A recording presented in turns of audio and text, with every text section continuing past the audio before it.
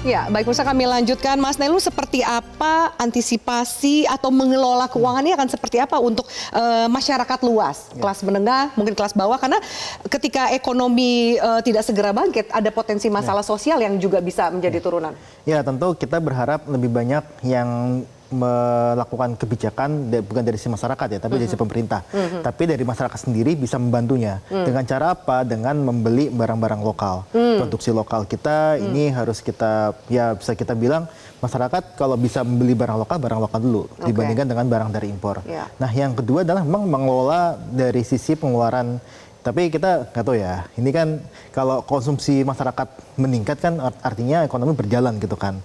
Nah, makanya, jadi masyarakatnya harus nabung dan tahan pengeluaran atau justru berbelanja? Berbelanja, kalau saya berbelanja dengan ya Prabowo juga sudah mengeluarkan untuk kebijakan kenaikan upah ya, itu juga harus dimanfaatkan itu dengan berbelanja gitu. Dengan berbelanja ekonomi menjadi lebih baik lagi dan kita berharap ini bisa menimbulkan multiplier effect kepada masyarakat yang lebih luas. Oke, kurang lebih itu antisipasi bisa dilakukan untuk melihat situasi ke depan. Mas Yose, pembenahan mungkin agak mau nggak mau harus dilakukan. We don't have time, negosiasi berjalan.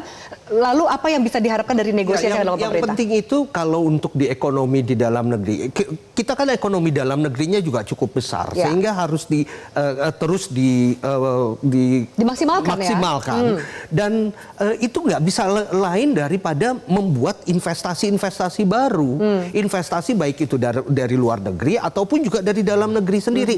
Dan itu nggak bisa terjadi kalau ekonomi tinggi yang disebutkan Bu Sinta tadi masih tetap ada. Jadi sekali lagi fokusnya adalah bagaimana pemerintah kita bisa mengeluarkan berbagai deregulasi, mempermudah pelaksanaan ataupun investasi yang ada, serta menciptakan lapangan pekerjaan. Sekarang ini lapangan pekerjaan itu memang makin sulit didapatkan, makin sulit diciptakan.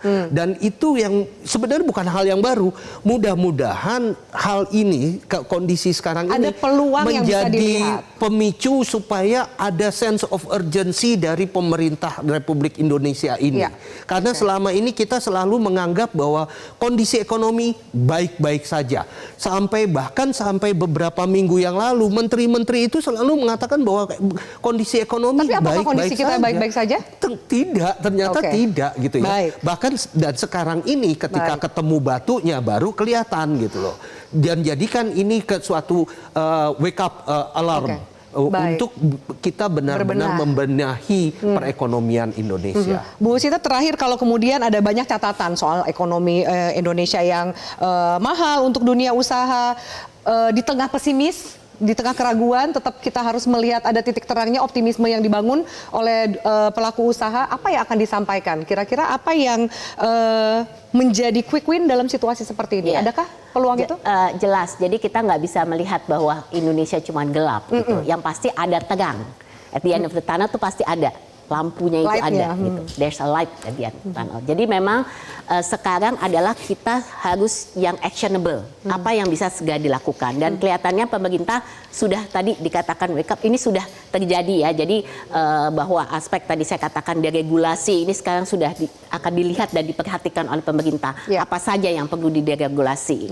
Dan memang sudah tahu bahwa pentingnya hambatan-hambatan dan tantangan yang saat ini ada itu untuk bagaimana untuk bisa menggerakkan lebih banyak investasi. Jadi kita perlu untuk meningkatkan ease of doing business, kemudian berusaha maupun iklim investasi yang ada gitu. Jadi yang immediate saya rasa itu jelas. Saya rasa deregulasi, ya kan. Kemudian kita juga sudah menyampaikan bahwa di dalam aspek deregulasi ini kan kita harus ada effort implementasinya, ya kan. Selalu itu, gitu. Jadi saya selalu mengatakan kalau untuk formulating regulation itu harus ada regulatory impact assessment, harus ada public private consultation, itu satu. Tapi dari segi implementasinya ini perlu pengawalan gitu. Karena nggak ada gunanya kalau yang bagus kalau implementasinya juga nggak jalan gitu kan. Jadi ini saya rasa yang nomor satu, bahwa kita benar-benar mohon pemerintah ini harus melihat apa sih yang tidak jalan. Ini adalah kontribusi kami Ya. untuk membagikan masukan kepada pemerintah. Ini belum bisa jalan. Oke. Kenapa ini tidak jalan? Oke. Jadi langsung yang konkret saja gitu. Dieksekusi Kalau enggak segera. kita cuma diskusi dan berbicara, hasilnya itu tidak Nggak akan ada. terlihat. Oke, kurang lebih kita tahu besok Mbak Sinta mau menyampaikan apa kepada Presiden. Sudah kita summary di sini. Terima kasih Mas Nailu, terima kasih Bu Sinta, terima kasih Mas Yose untuk diskusi kita. Semoga bermanfaat untuk pemirsa. Terima kasih banyak pemirsa. Kita akan lihat seperti apa solusi yang berlandaskan dengan regulasi yang bisa segera dieksekusi untuk menjaga ekonomi Indonesia. Pemirsa, terima kasih atas atensi Anda. Kita jumpa pekan depan. Selamat malam, sampai jumpa.